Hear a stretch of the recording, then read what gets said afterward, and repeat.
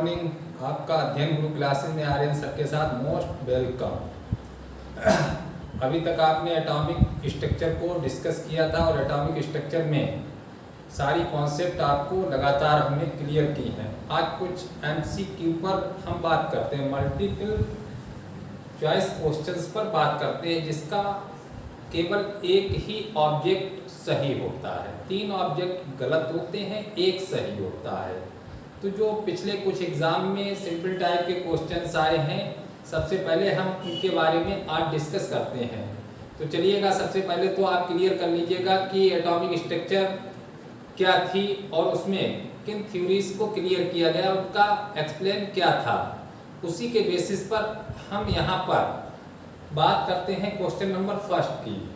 Question number first यहाँ पर देखिएगा क्या लिख रहा है, एटॉमिक ऑर्बिटल है। जैसा कि आप लोग क्लियर कर रहे थे कि एटम्स होता है, एटम्स में न्यूक्लियस होता है, न्यूक्लियस के बाहर का एरिया जो होता है, जैसा यहाँ पर बताया गया है, ये न्यूक्लियस है, इसके बाहर का ये एरिया रहता है जहाँ पर इलेक्ट्रॉन लगातार घूमते रहते हैं। तो इसे तो हम लोगों ने सेल माना था। क्या माना था कि सेल होता है, न्यूक्लियस के बाहर का जो एरिया होता है सेल। और कैसा होता है ये, आप देख रहे हैं सर्कुलर टाइप का एरिया होता है। इसके बाद में जब मॉडर्न केमिस्ट्री को क्लियर किया गया तो मॉडर्न केमिस्ट्री में आपको बताया गया था कि जरूरी नहीं होता है कि न्यूक्लियस के बाहर का जो एरिया होता है वो सर्कुलर ही हो। न्यूक्लियर के बाहर इलेक्ट्रॉन कहीं पर भी स्टेरियो स्पेस में हो सकते हैं, कहीं पर भी त्रिविम एरिया में हो सकते हैं, और जहां पर इलेक्ट्रॉनों के मिलने की प्रोबेबिलिटी सबसे ज्यादा होती है उसे कहा जाता है ऑर्बिटल्स। तो ऑर्बिटल्स की डेफिनेशन क्लियर हुई कि ऑर्बिटल्स किसे कहते हैं।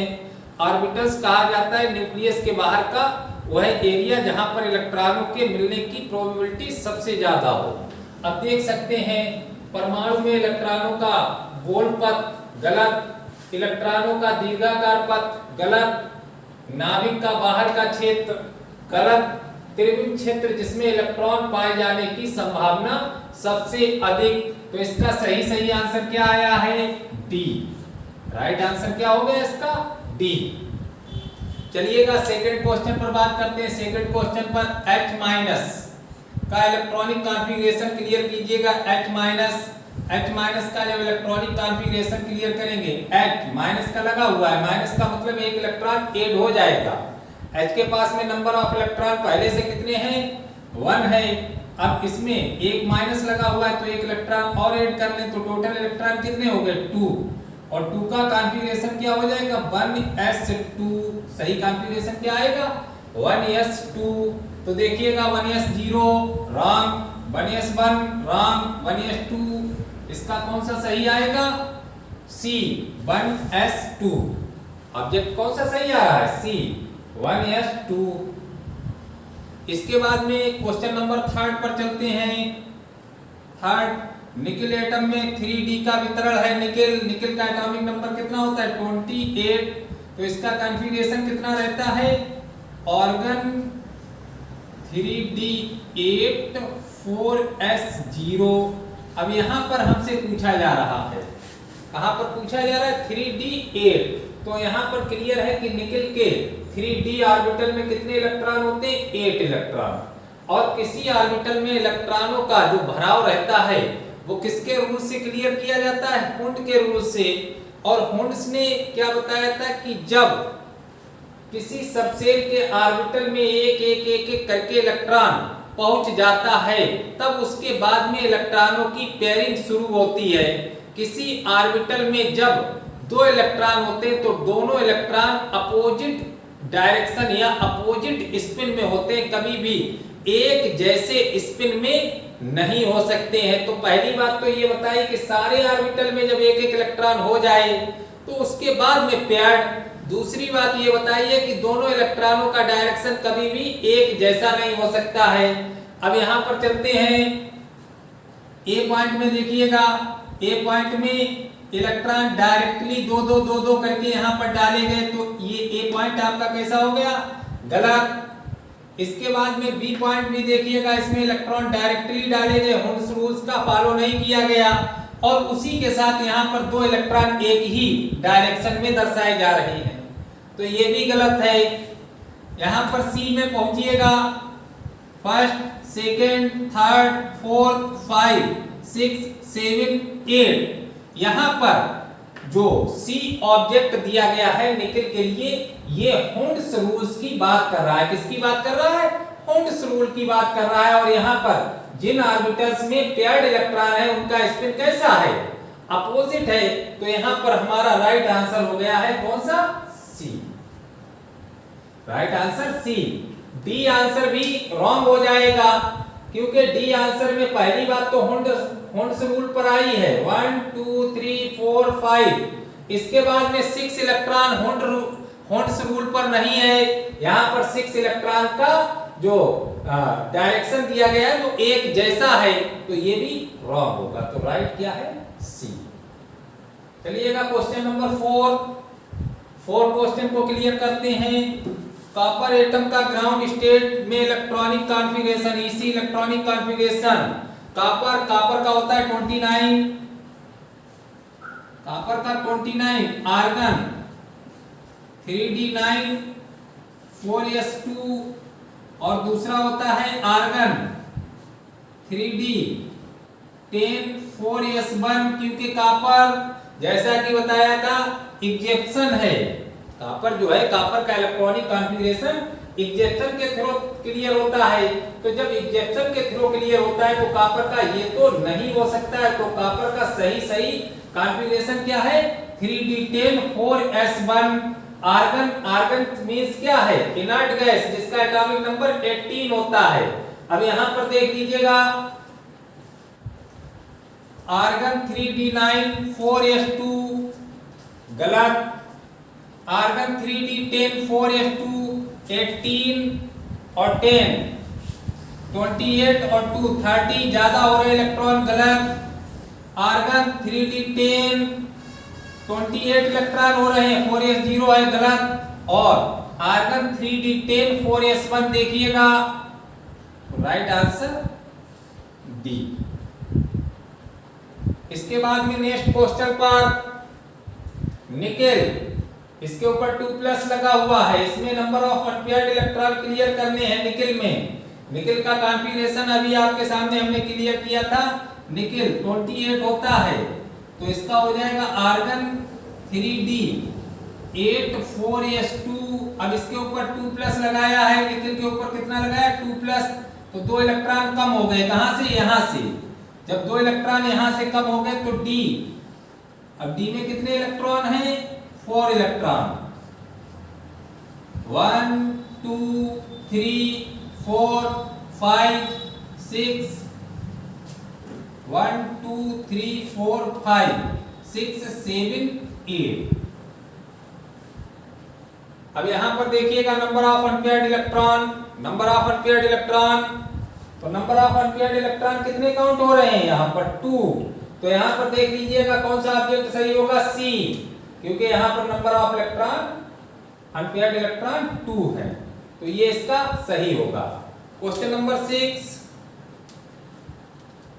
सम इलेक्ट्रॉनिक आयनों को पहचानिए। आइसोइलेक्ट्रॉनिक की डेफिनेशन क्या होती है? कि वे आयंस जिनके पास में इलेक्ट्रॉन समान होते हैं उन्हें आइसोइलेक्ट्रॉनिक कहते हैं। तो सबसे पहले हम यहाँ पर बात करते हैं CH3। सी का एटॉमिक नंबर कितना होता है? CH3+।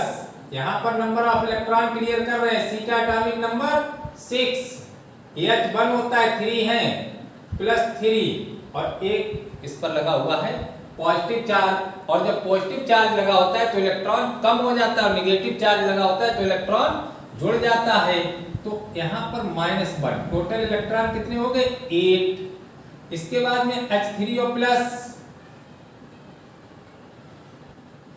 यहाँ पर देखिएगा 3O8 होता है और एक प्लस लगा हुआ है तो माइनस से, तो यहाँ पर कितने हो जाएंगे?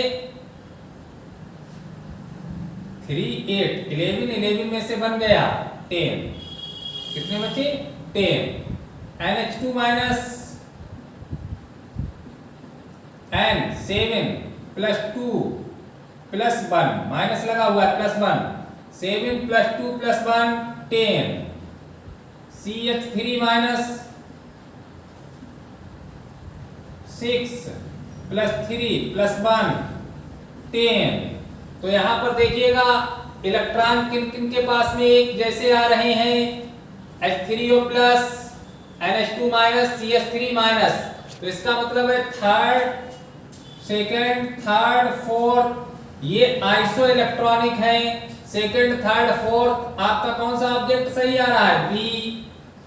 राइट ऑब्जेक्ट क्या हो गया? बी। इसके बाद में question number 7 Fe2 plus Z = 26 में अनपेयर्ड इलेक्ट्रॉन है।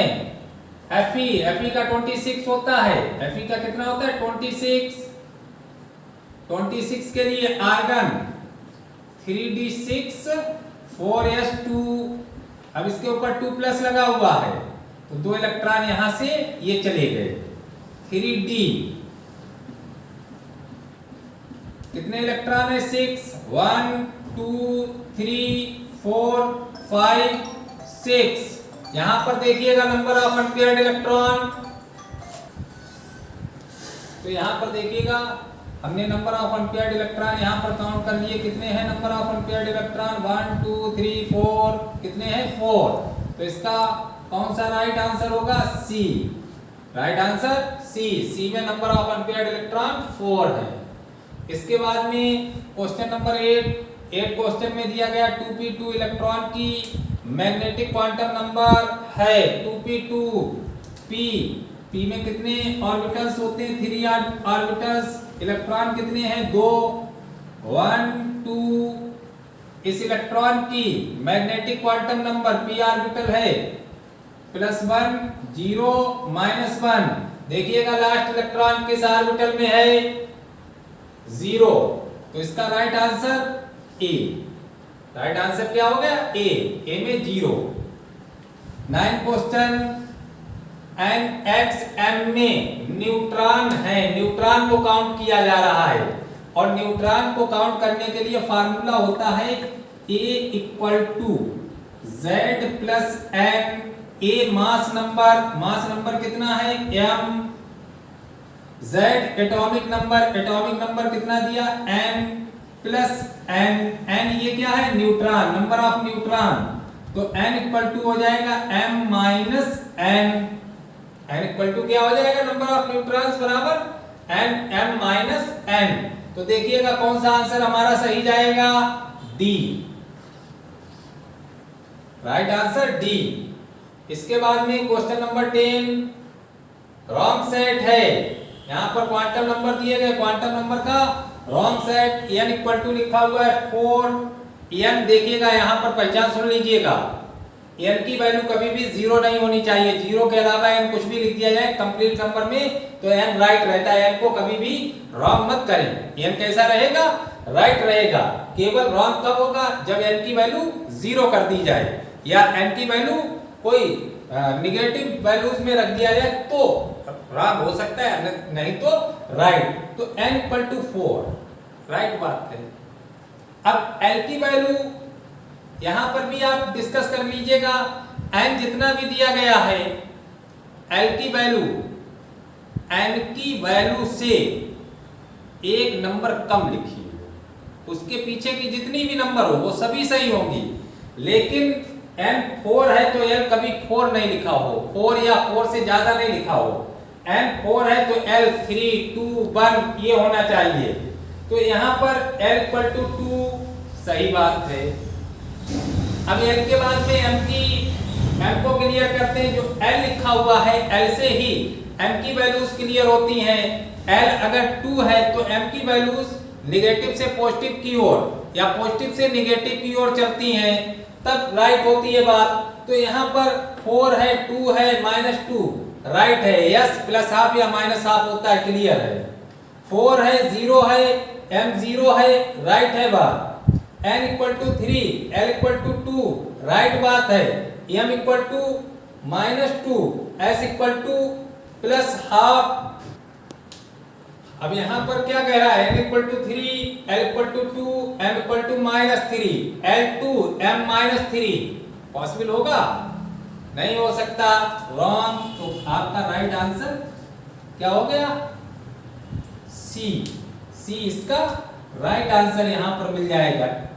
इसके बाद में नेक्स्ट 11 क्वेश्चन पर पैरामैग्नेटिक भी होते हैं जिनके पास अनपेयर्ड इलेक्ट्रॉन होते हैं उन्हें पैरामैग्नेटिक कहते हैं, और जिनके पास में इलेक्ट्रॉन पेयर्ड होते हैं उन्हें डायमैग्नेटिक कहा जाता है। यहाँ पर चलिएगा अनपेयर्ड इलेक्ट्रॉन, जिसमें पहला आपका ऑब्जेक्ट दिया गया Zn2+, यहाँ पर हो जाएगा आर्गन 3d10 में सारे इलेक्ट्रॉन कैसे आएंगे? Paired.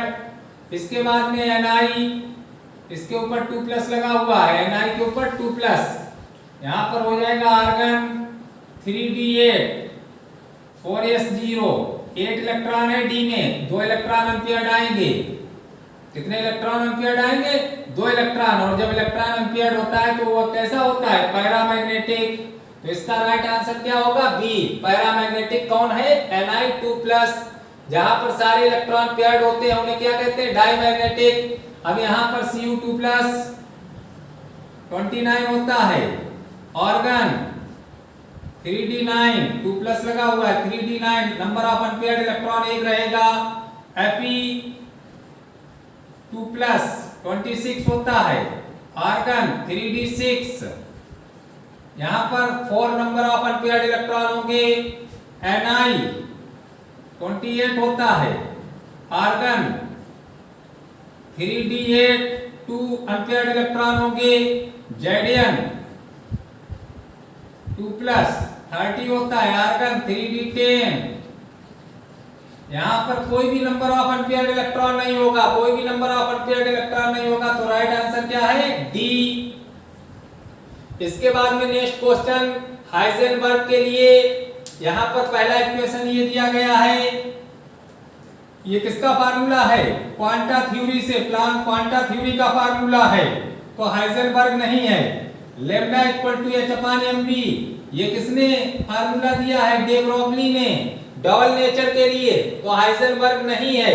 Lambda equal to h/p, de Broglie ने दिया है डबल नेचर के लिए, हाइजेनबर्ग नहीं है। Delta x into delta p not greater than h/4π, जैसा कि हाइजेनबर्ग फार्मूले में बताया गया था कि किसी भी मोशन में पार्टिकल्स, छोटे छोटे पार्टिकल्स की बात कर दी जाए, जब पार्टिकल्स मोशन में होता है उसकी पोजीशन में अनसर्टेनिटी और उसकी मोमेंटम में अनसर्टेनिटी का मल्टीपल h/4π से अधिक हो सकता है या बराबर हो सकता है, तो फार्मूला हमारा सही होगा ये।